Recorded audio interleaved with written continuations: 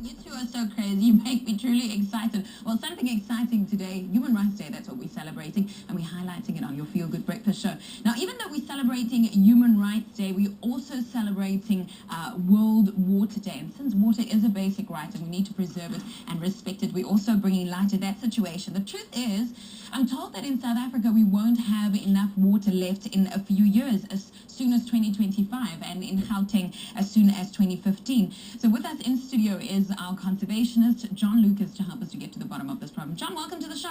Thank you very much for having me again. You've been to Antarctica and all kinds of stuff. You're the traveler, but I want to talk water today. There's an issue with our water. Is it because there's an issue with our water, or is it because it's polluted?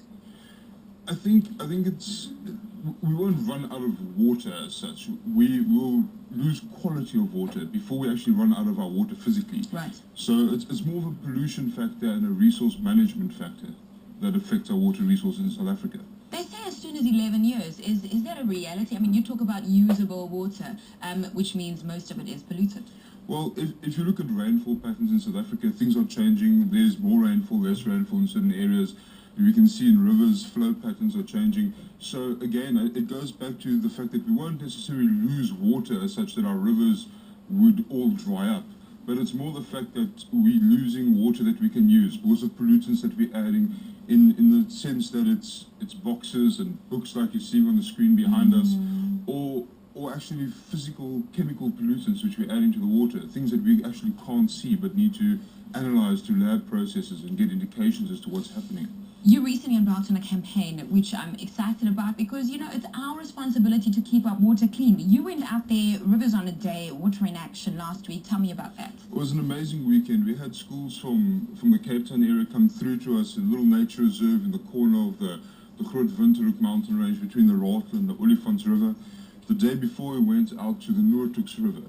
We were based there basically for 4 days. It was a one-day action campaign which we were invited to.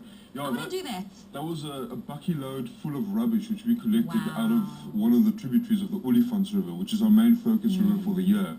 And it was great just to be able to take things out of the river and just to educate the youth about what is actually going on in their waterways and just getting everybody involved. And it was a great weekend. We got great feedback from everybody, and yes, they learned things they didn't know. Looking at John, he is the biggest guy I've ever seen, and he's excited about water and conserving our country and making things better. Give us some tips. How do we save water?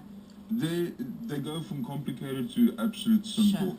And I think the simplest one would be to pick up rubbish. Whether it's at schools, on the school fields, picking up rubbish there, or it's just basically getting that action, that habit of picking up things around the place. Going through to planting indigenous vegetation in the area that you live in, to putting water tanks up to collect rainwater, to using grey water. So there are a variety of things that people can do, and there are numerous websites that you can go to look for tips. Or just closing taps, right? Or just closing taps, something like that. Making sure that your actual fittings and your washers are intact in your taps, so the dripping effect doesn't happen, which we see far too often. Even I can change a cartridge on a tap, so it's really easy to do. John, thank you so much for coming in. Thank you very much for your time. Thank you for helping us conserving our water. And you heard it, Human Rights Day today, and we're also making sure that we create some light on how to save water on this Human Rights Day. Well, we use water every day, so you just heard it from John, some simple tips on how to cherish it. Well, thank you so much, John. Over to you, Katlego.